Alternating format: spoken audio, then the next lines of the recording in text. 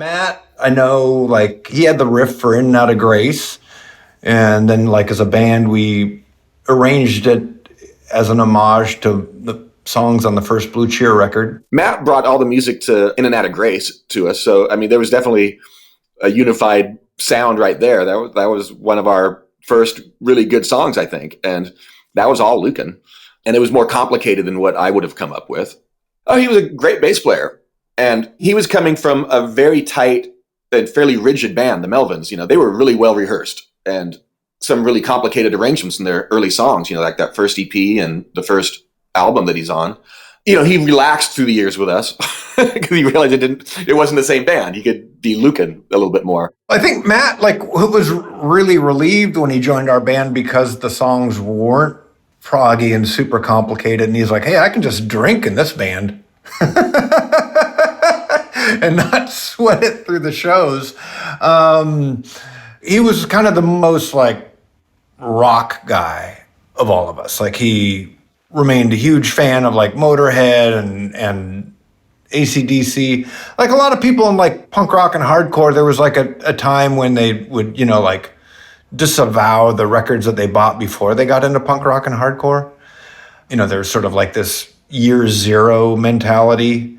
Matt was never like that. You know, he went to arena shows as well as tiny punk rock shows. He had some great riffs coming into the band, and he'd had them stockpiled for a while, I think. And he blended so well and effortlessly with Dan right off the bat. I mean, they became best buddies, roommates, you know, through all Lukin's years in the band. You know, they were definitely a really perfectly executed rhythm team.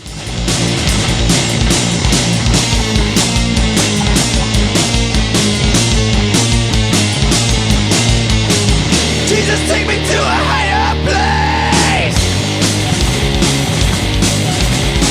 Sliding in and out of grace. Christ, body and blood I crave. Sliding in and out of grace. Yeah. It's kind of like Touch Me, I'm Sick. And it's like I had this idea of, which was basically the title, and then had to write words around it. Some of the verses are a little bit more successful than others, I think. I think the second one is maybe the drag on the song. I think kind of growing up in, like, sort of a Christian environment, it was just kind of fun to be sort of a little bit sacrilegious without, like, diving into, like, the whole, like, satanic bullshit. That was his frame of mind back then. You know, he was definitely dabbling in the dark side of life at that point, and he was singing about it. Kim Thau used to think it was brilliant, the line, "Oh God, how I love to hate."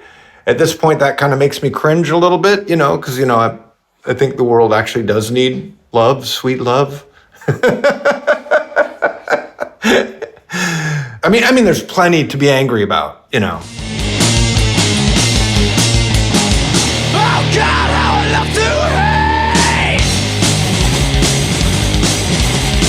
Sliding in and out of grace. Save me, Lord, fuck the race. Sliding in and out of grace, yeah.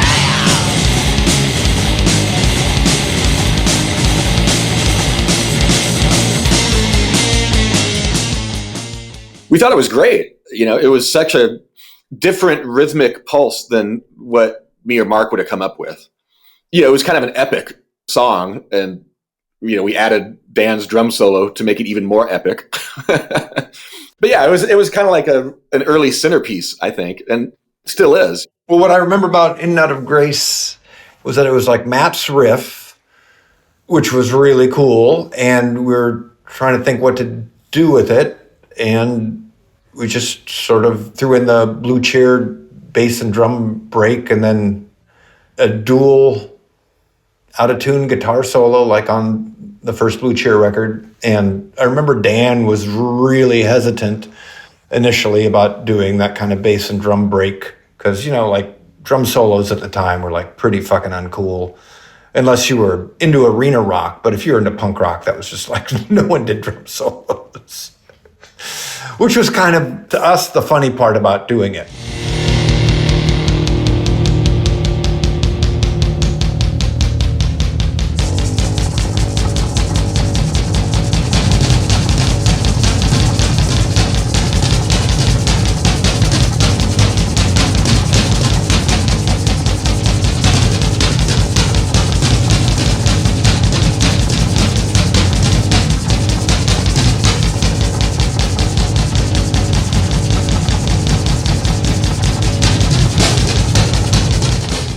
Our people love that song too. And, you know, we don't play that song every show, but we probably should. Same like with Touch Me, I'm Sick. You know, we have to play that song every show, or I feel like an asshole if we don't.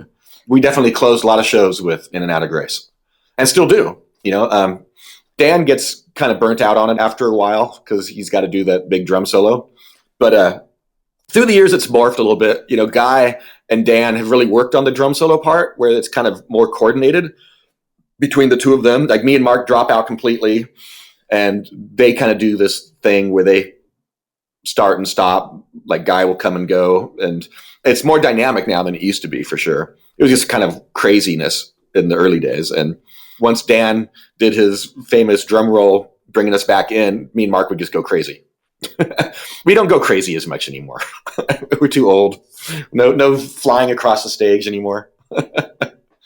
You know, In and Out of Grace, it was both me and Mark going kind of wild and doing different things. You know, Mark is a much different guitar player now than he was in 1988. He's much better and more thoughtful about it, which I guess is good. I love the crudity of the early Mudhoney stuff too, though. And I try to remind myself of that sometimes, like not to overthink it and just kind of try to get lost in the guitar on certain moments like that, you know. I do it without the wah-wah for the first half, and then I hit the wah-wah at some point when it feels like I should hit the wah-wah, and then let it kind of hopefully make it more crazy. Yeah, mostly it's the time to freak out.